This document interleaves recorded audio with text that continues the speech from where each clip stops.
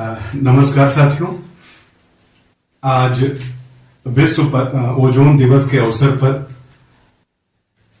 आप सभी के बीच में ओजोन दिवस क्यों हमारे लिए महत्वपूर्ण है, ओजोन है क्या, ओजोन परत क्या है, ओजोन परत की अवस्थिति कहां पर है, ओजोन हमारे लिए क्यों आवश्यक है और पूरा विश्व समुदाय क्यों ओजोन के क्षरण को लेकर के चिंतित है, इन तमाम प्रश्नों के उत्तर के लिए आज हम एक छोटी सी कक्षा में आपके बीच में डिस्कस करने वाले हैं और इस क्लास के बाद हम इन सभी प्रश्नों के उत्तर प्राप्त करने में सफल होंगे कि भाई क्यों पर्यावरणीय मुद्दों के रूप में ओजोन सदैव वैश्विक चिंताओं का विषय रहा है।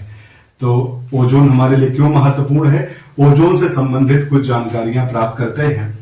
जैसा कि हम सभी जानते हैं कि हम सब पृथ्वी पर रहते हैं और पृथ्वी के ऊपर अंतरिक्ष तक अनंत क्षेत्र उपस्थित है और इन क्षेत्रों में हमारा वायुमंडल है। पृथ्वी पर गुरुत्वाकर्षण के कारण ये वायुमंडल पृथ्वी से बंधा हुआ रहता है। तो ऐसे में हमारी पृथ्वी पर आती हैं और सूर्य प्रकाश का एक स्रोत है जो पौधों के लिए प्रकाश संश्लेषण का और तमाम पृथ्वी की घटनाओं के लिए उत्तरदायी है। अन्य तौर पर ओजोन ऑक्सीजन के 3 परमाणुओं से बना होता है और इसका अणुसूत्र O3 होता है। जैसे ऑक्सीजन का O2 होता है, एक ऑक्सीजन और उसमें बढ़ जाए तो O3 अणुसूत्र वाले यौगिक ओजोन कहलाते हैं। ओजोन प्रायः अस्थायी अणु माने जाते हैं, जो कि इनका स्थायित्व तो ज्यादा नहीं होता और ओजोन हल्के नीले रंग की गैस होती है और इसकी गंध बड़ी ही तीक्ष्ण होती है और साथ साथ में इनकी प्रकृति अस्थायी होती है, यानी ये ज्यादा स्टेबल नहीं होते। ओजोन हम सभी जानते हैं कि हम लोग पृथ्वी पर रहते हैं और पृथ्वी के ऊपर का जो क्षेत्र है अंतरिक्ष तक, इसको हम मुख्य रूप से 4 मंडलों में बांटते हैं और इन 4 मंडलों को हम क्रमशः पृथ्वी के सबसे समीपस्थ, जिसको क्षोभ मंडल, समताप मंडल, मध्य मंडल और इसको हम ताप मंडल कहते हैं। और ये ताप मंडल मुख्यतः 2 मंडलों में बटा होता है, जिसमें हम एक को आयन मंडल और एक को बहिर्मंडल कहते हैं। तो पृथ्वी के सबसे समीपस्थ क्षोभ मंडल और उसके ऊपर समताप मंडल है। पृथ्वी के ऊपर क्षोभ मंडल की अगर हम ऊंचाई की बात करें तो ये पृथ्वी पर भिन्न भिन्न स्थानों पर बदलता रहता है। जैसे अधिकांशतया देखा गया है कि जो पृथ्वी का मध्य क्षेत्र है, यानी जिसको हम भूमध्य क्षेत्र कहते हैं, यहाँ पर इन मंडलों की मोटाई अधिक होती है और जैसे जैसे हम ध्रुवों की तरफ बढ़ते हैं इनकी मोटाई कम होती जाती है। यानी मध्य में ये स्तर मोटे होते हैं और ध्रुवों की तरफ बढ़ने पर ये पतले होते जाते हैं। क्षोभ मंडल की अगर औसतन ऊंचाई की बात करें तो ये 8 किलोमीटर से लेकर 18 किलोमीटर, मतलब पृथ्वी की सतह से 8 किलोमीटर से लेकर 18 किलोमीटर तक होता है। क्योंकि जैसा अभी हमने बताया कि भिन्न भिन्न स्थानों पर इसकी मोटाई बदलती रहती है, तो इस मोटाई को हम औसतन लेते हैं। तो जैसे क्षोभ मंडल के ऊपर वाला मंडल है जिसको हम समताप मंडल कहते हैं। और ओजोन परत की स्थिति अगर हम दृढ़ता के साथ बात करें तो ओजोन परत, मतलब ओजोन चूंकि ये गैस है और इस गैस की मात्रा या इस गैस का संकेंद्रण यानी इकट्ठा होना 10 किलोमीटर से लेकर 50 किलोमीटर तक होता है। तो 10 किलोमीटर वाला क्षेत्र क्षोभ मंडल में आता है और क्षोभ मंडल के बाद 18 से ऊपर कह लें या 8 से ऊपर कह लें, वो क्षेत्र समताप मंडल में आता है। तो अगर हम दृढ़ता से बात करें तो ओजोन परत इन दोनों मंडलों में पाई जाती है, यानी वो क्षोभ मंडल में भी और समताप मंडल में भी। लेकिन अधिकांश प्रतियोगी परीक्षाओं में हमने इस बात को देखा है कि जब भी ओजोन परत की बात आती है तो उसका उत्तर समताप मंडल मानते हैं। इसका बड़ा कारण है चूंकि ओजोन का संकेंद्रण भले ही 10 किलोमीटर से 50 किलोमीटर के मध्य होता है, लेकिन 15 से 35 किलोमीटर यानी पृथ्वी की सतह से 15 से 35 किलोमीटर वाले क्षेत्र में ओजोन गैस का घनत्व कह लें, उसका संकेंद्रण कह लें, वो सबसे ज्यादा होता है। यही कारण है कि पृथ्वी की सतह से 15 से 35 किलोमीटर वाले ऊंचाई वाले क्षेत्र को ओजोन मंडल कहा जाता है, और ये समताप मंडल का सबसे निचला स्तर होता है। यानी ओजोन मंडल समताप मंडल का सबसे निचला स्तर होता है। यही कारण है कि हम मानते हैं ओजोन परत जो है वो समताप मंडल में स्थित है, स्ट्रेटोस्फीयर में स्थित है। तो हमें पता है सूर्य की किरणें पृथ्वी पर तमाम घटनाओं के लिए उत्तरदायी हैं। प्रकाश का सबसे बड़ा अप्रियतम स्रोत है, पौधों के लिए प्रकाश संश्लेषण का कारण है। तो प्रकाश पृथ्वी पर आता है, लेकिन ये अपने साथ कुछ हानिकारक किरणें लाता है, जिनको हम पराबैंगनी या अल्ट्रावायलेट किरणों के नाम से जाने जाते हैं। देखिए, अगर ये अल्ट्रावायलेट किरणें सीधे हमारे वायुमंडल को भेजते हुए पृथ्वी तक आ जाएं, तो ये पराबैंगनी किरणें हमारे जैव जगत के लिए बहुत ही ज्यादा हानिकारक हैं। विशेष रूप से ये मनुष्यों में उत्परिवर्तन करा सकती हैं, और उत्परिवर्तन का तात्पर्य है आनुवांशिक रोगों से, कि ये किरणें सीधे सीधे हमारे कोशिकाओं के डीएनए को प्रभावित कर सकती हैं और ऐसा लक्षण उत्पन्न कर सकती हैं जो आनुवांशिक हो जाए, कोई विकार भी हो सकता है। इसके साथ साथ में त्वचीय कैंसर हमारी त्वचा पर ये पड़ेगी, तो ये मेलानिन, ये त्वचा की सबसे ऊपरी परत, इसको नष्ट कर सकती हैं, त्वचा के कैंसर उत्पन्न कर सकती हैं, मेलोनेमा उत्पन्न कर सकती हैं। इसके साथ साथ इसके कुछ और जो है लक्षण भी देखे गए हैं, जैसे मोतियाबिंद वगैरह का होना भी, ओजोन वगैरह का होना भी पराबैंगनी किरणों के कारण हो सकता है। तो इन तमाम आपदाओं से हमारी रक्षा करती है समताप मंडल के निचले स्तर पर उपस्थित ये ओजोन परत। यही कारण है कि ओजोन परत एक बहुत ही ज्यादा महत्वपूर्ण वैश्विक मुद्दा बना हुआ है, क्योंकि ये हमारा रक्षा कवच है। यदि ये ओजोन मंडल समाप्त होगा तो सीधे सीधे सूर्य की पराबैंगनी किरणें पृथ्वी पर इस तरह की विकारों के उत्पत्ति का कारक बनेगी। यही कारण है कि हमारे पर्यावरणविद और पूरा वैश्विक समुदाय इस बात को लेकर चिंतित है कि ये ओजोन मंडल, ये ओजोन परत इसी तरह इंटैक्ट, इसी तरह बनी रहे, और इसका संकेंद्रण जैसा पूर्व में था वैसा ही रहे। लेकिन बढ़ते हुए औद्योगिकीकरण और तमाम सुविधा संपन्न संसाधनों ने इस ओजोन परत को नुकसान पहुंचाया है। इसे हम आगे डिस्कस करेंगे। इससे पहले ओजोन के संबंध में कुछ और बातें हम कर लेते हैं। जैसे आप सभी को बताया गया कि भाई ओजोन ऑक्सीजन का एक यौगिक है, जिसका अणुसूत्र O3 होता है। ये हल्के नीले रंग का होता है, और इसके साथ साथ में इसकी प्रकृति अस्थायी है। इसका निर्माण ऑक्सीजन से ही होता है, और ये ऑक्सीजन और पराबैंगनी किरणों की अपक्रियाओं से ही बनती है। और ओजोन परत की स्थिति के संदर्भ में आपने बात की, तो ये इसका विस्तार 15 से 35 किलोमीटर के मध्य समताप मंडल के निचले स्तर पर या निचली सतह पर पाया जाता है। यह ओजोन परत की मोटाई अगर हम बात करें तो सामान्य तौर पर जो भूमध्य रेखीय वायुमंडल है, यानी पृथ्वी के मध्य वाला जो वायुमंडल है, वहां पर इसकी मोटाई अधिक होती है, और जैसे जैसे हम ध्रुवों की तरफ बढ़ते हैं इसकी मोटाई कम होती जाती है। जैसे जैसे हम ध्रुवों की तरफ बढ़ते हैं इसकी मोटाई कम होती जाती है। और इस बात को,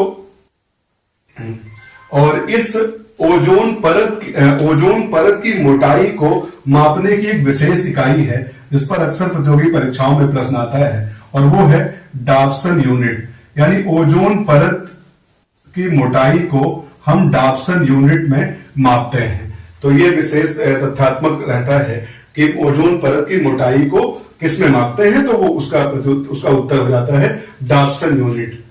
तो डाप्सन यूनिट में मापते हैं।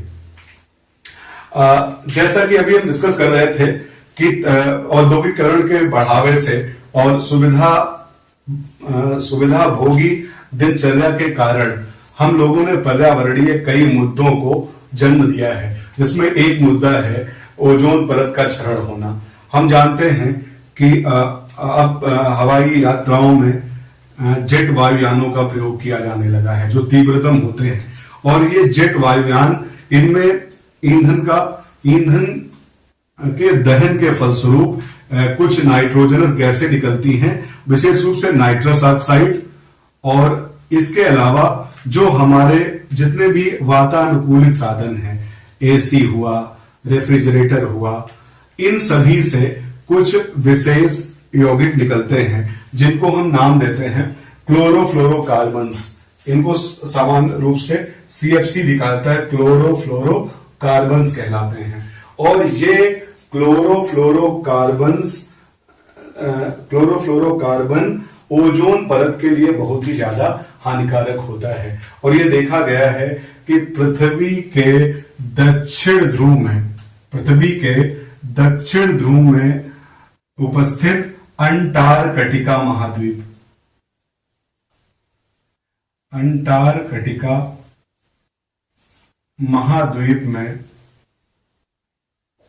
महाद्वीप में एक स्थान पर ओजोन परत का इतना ज्यादा क्षरण हुआ है कि वहां पर ओजोन परत की बड़ी पतली परत शेष रह गई है, और इसी को हम ओजोन छिद्र या ओजोन होल के नाम से मापते हैं। और इस ओजोन छिद्र के संदर्भ में वैज्ञानिकों ने बड़े प्रयोग किए, और फिर उस प्रयोग के बाद और उस प्रयोग को इतनी सराहना मिली कि उसको करने वालों को 1995 में नोबेल पुरस्कार भी प्राप्त हुआ।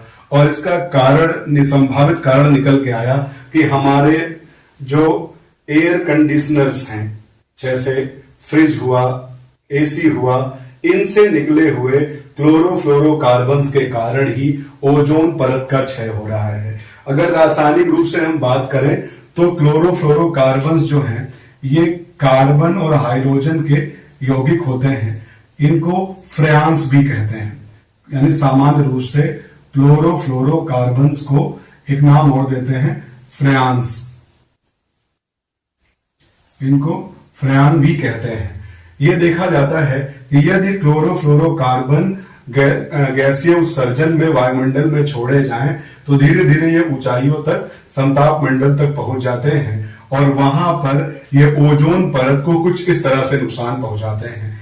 ये क्लोरोफ्लोरोकार्बन्स जब समताप मंडल की निचली सतह पर जाते हैं तो वहां पर जो सूर्य की अल्ट्रावायलेट किरणें हैं, उनके प्रभाव के कारण ये क्लोरोफ्लोरोकार्बन्स टूट जाते हैं, और इनसे क्लोरीन मुक्त मूलक, और ये क्लोरीन मुक्त मूलक फिर ओजोन परत से क्रिया करता है।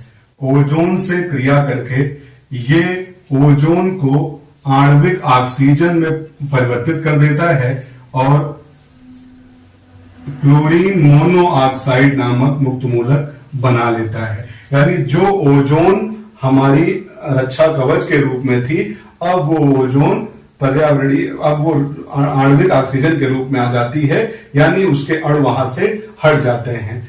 और उसके बाद ये बना क्लोरीन मोनोऑक्साइड मुक्त मूलक परमाणु ऑक्सीजन से क्रिया करके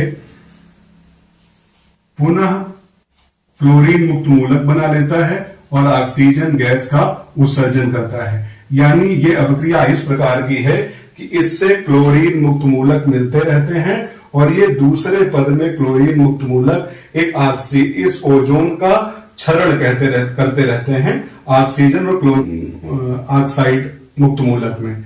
तो इस तरह से हम देखते हैं कि ओजोन का ये सीएफसी यदि वायुमंडल में प्रवेश कर जाए तो कुछ इस तरह से ओजोन का क्षरण करते रहते हैं।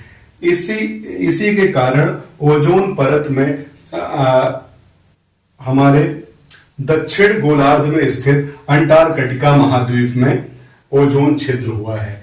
तो ओजोन छिद्र की घटना ने पूरे वैश्विक समाज को इस पर्यावरणीय मुद्दे की तरफ सोचने पर विवश किया, क्योंकि ओजोन हमारा रक्षा कवच है। और विशेष रूप से इस ओजोन छिद्र की खोज 3 वैज्ञानिकों ने की थी, जिनके नाम क्रमशः जोसेफ फॉरमैन, बी गार्डनर और जे संकलीन है। और इन्होंने इस परिघटना का पता 1984 में लगाया। तो 1984 के बाद वैश्विक समुदाय में इस बात की चिंता हुई कि आखिर इस ओजोन क्षरण को रोका कैसा जाए। तो जब 1995 में इस ओजोन क्षरण के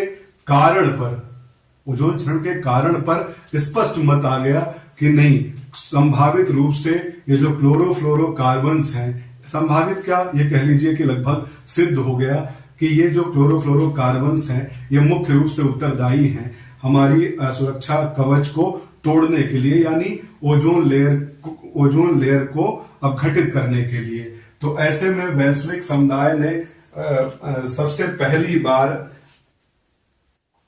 इस क्षरण को रोकने के उपाय के संदर्भ में कनाडा के मॉन्ट्रियल में एक वैश्विक पर्यावरणीय सम्मेलन हुआ 1987 में, और इसमें इस क्लोरोफ्लोरोकार्बन के उत्सर्जन पर लाभकारी प्रतिबंध लगाने के लिए कुछ प्रोटोकॉल बनाए गए, कुछ नियम बनाए गए 1987 में, और इसे 1 जनवरी 1989 में लागू किया गया।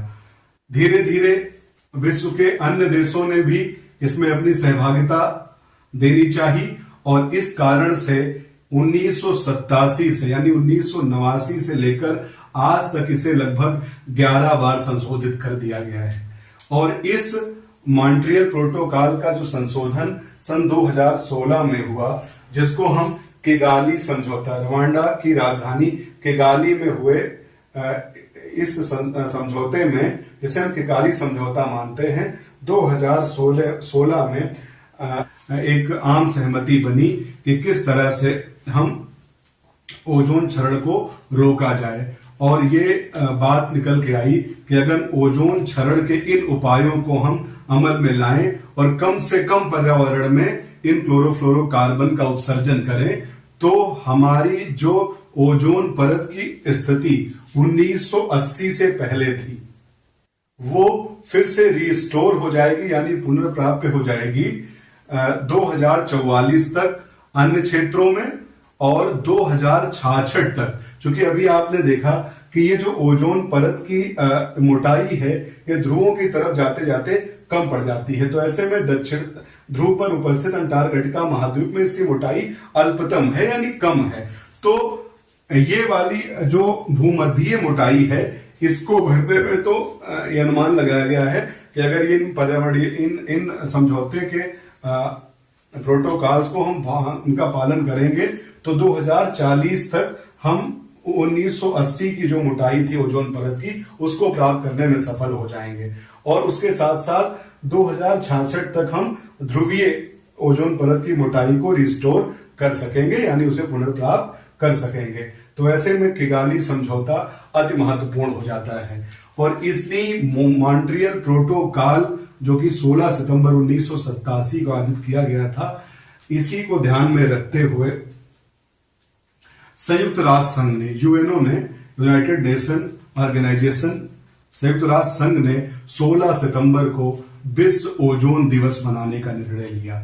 यही कारण है कि 16 सितंबर की तिथि पर्यावरणीय मुद्दों के लिए एक बड़ी ही अनिवार्य और महत्वपूर्ण तिथि है, जो मानव जीवन के लिए सीधे संबंधित है। पूरा वैश्विक समाज एक रूप से इस बात की चिंता कर रहा है कि ओजोन को किस तरह से फिर से संरक्षित किया जाए, और आम नागरिक के रूप में हम सभी का भी उत्तरदायित्व है कि किस तरह से ओजोन क्षरण करने वाले जो कारक हैं, जिनको हम एक नाम देते हैं ODS, ओजोन डिप्लीटिंग सब्सटेंस, ऐसे पदार्थ जो ओजोन का क्षरण करते हैं, उनके उत्सर्जन में जहां तक संभव हो अपनी भी भूमिका निभाएं। तो एक बार पुनः आप सभी को ओजोन दिवस के अवसर पर जुड़े इन तथ्यों से सुपरिचित कराया गया। ये प्रतियोगी परीक्षाओं के लिए भी महत्वपूर्ण है, और हमारी वो जो वसुधा एक कुटुंब यानी वसुधा कुटुंबकम की भावना है, उसके लिए भी उत्तरदायी है कि यदि पृथ्वी रहेगी तब हमारा अस्तित्व रहेगा। तो ऐसे में भारत भी वैश्विक समाज के साथ में कंधे से कंधा मिलाकर इस अपने सुरक्षा कवच को इंटैक्ट बनाए रखने के लिए इस प्रोटोकॉल के सभी नियमों का पालन करने के लिए प्रतिबद्ध है। और एक भारतीय होने के नाते हमें इस बात पर गर्व है। बहुत बहुत धन्यवाद।